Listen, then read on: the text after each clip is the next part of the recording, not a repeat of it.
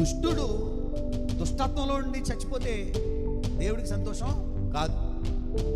మనం ప్రారంభంలో ఎవరో చెప్పండి, ప్రారంభంలో ఎవరు?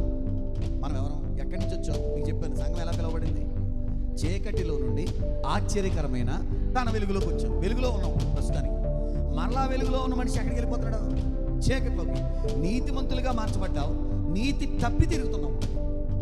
అంటే ప్రారంభంలో నువ్వు చీకట్లో నుండి వెలుగులోకి వచ్చాక ఇక మళ్ళీ చీకట్లోకి వెళ్ళవలసిన అవసరం నీకు లేదు. దానికి ఒకసారి మనం ఆలోచిస్తే ఇశ్రాయేలు ప్రజలు ఏమనుకున్నారు? మోషే ఐగుప్తు నుంచి బయటికి రప్పించాక వాళ్ళు ఏమనుకున్నారు? అరణ్యంలో నడిచి వెళ్ళేటప్పుడు ఏమనుకున్నారు? మాకు ఐగుప్తు దేశంలో తిన్న చేపలు, మాంసము, కూరాకులు ఇవన్నీ మాకు జ్ఞాపకం వచ్చేస్తున్నాయేమో. వీళ్ళకి మళ్ళా పాత అనుభవాలు మర్చిపోలేకపోతున్నారు. కానీ దుష్టత్వాన్ని విడిచిపెట్టి దేవుని దగ్గరికి వచ్చావో నీవు బ్రతుకుతావు.